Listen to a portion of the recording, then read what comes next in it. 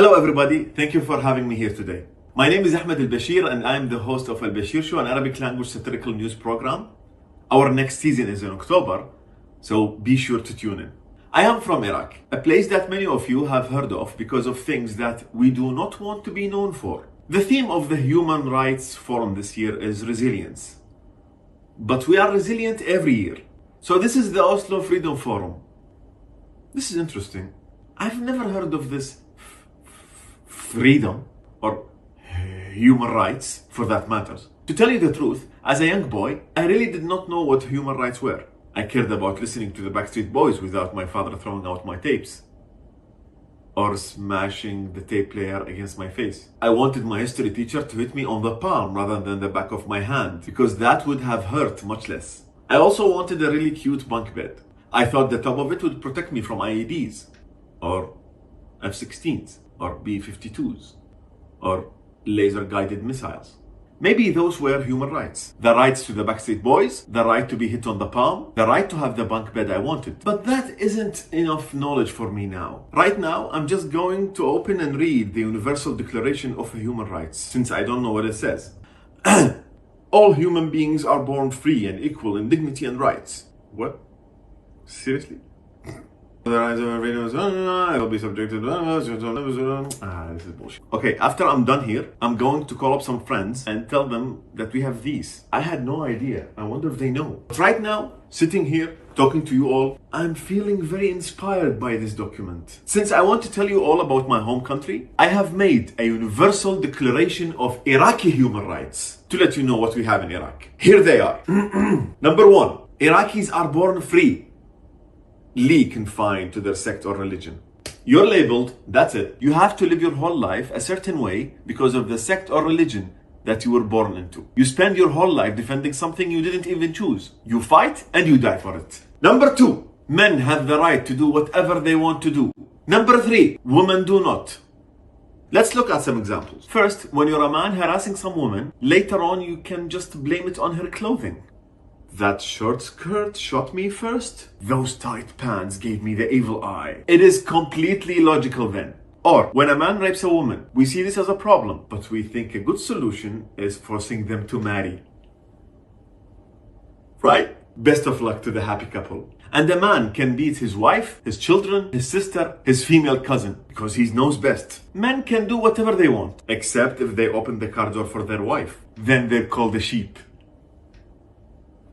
Number 4, you have the right to drive freely, no matter what. No driver license? No traffic lights? No problem. At intersections, it's you and your luck. You might die, it's fine. You have to find your own path through the traffic. It's beautiful actually. It's just like finding your way through life.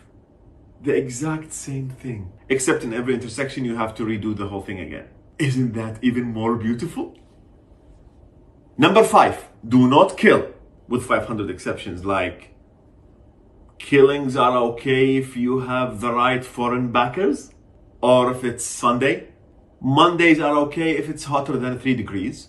Tuesdays if you have a green camo uniform. Just kidding, the whole week is for them.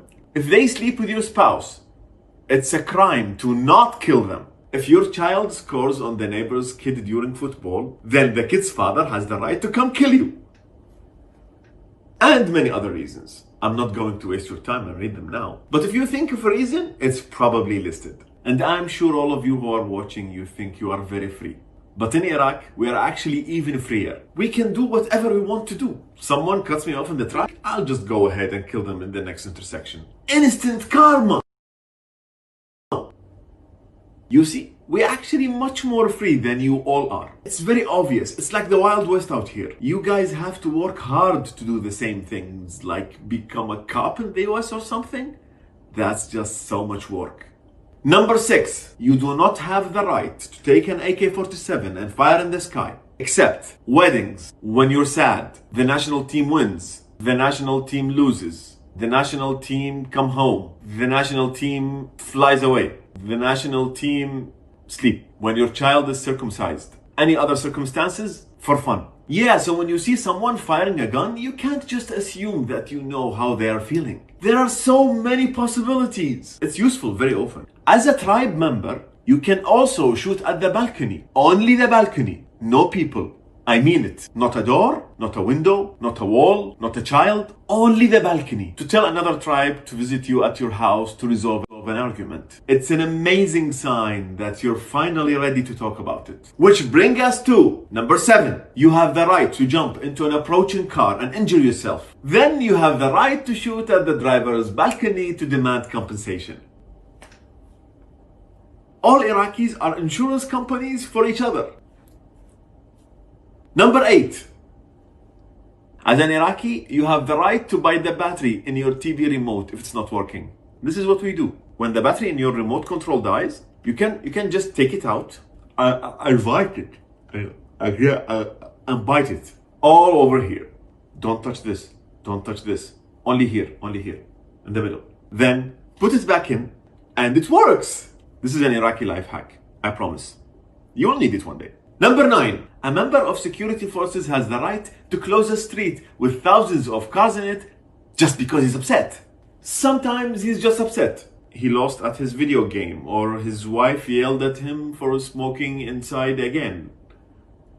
Just kidding. We all smoke inside. But he has the right to have his tantrum, and we have the right to sit in the traffic and wait for it to be over. Number 10, you have the right to express your opinion on anything, religion, politics, social life, anything between you and yourself. Number 11, you do not have the right to stop asking a married couple when they're going to have children. And you also have the right to keep suggesting random doctors to solve their problem. Because there's definitely a problem because they haven't had any children yet. Yes, these are almost all the rights that we have in Iraq. This is our universal declaration. To be honest, as a people, we never hear about human rights on the news. We only know it in the negative, the lack thereof.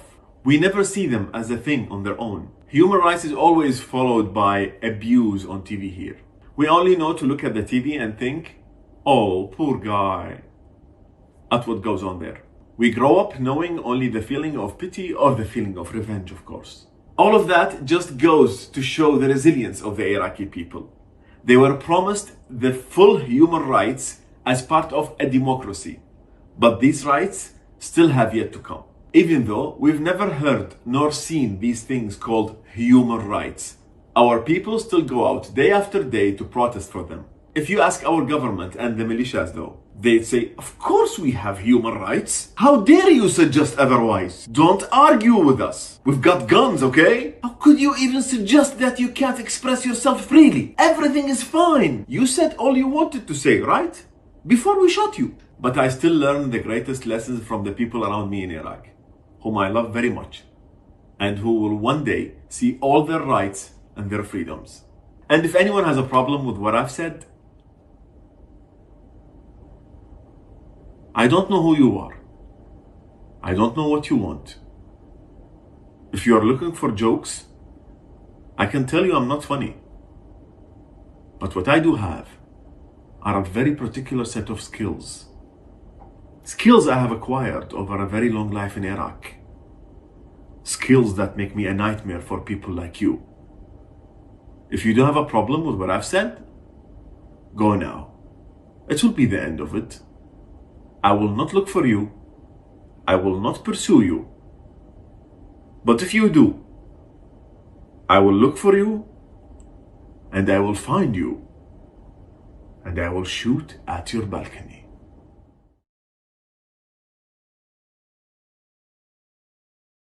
Thank you again to the Oslo Freedom Forum for having me here with these wonderful speakers. It's a pleasure to have been with you all. Thank you. Good night.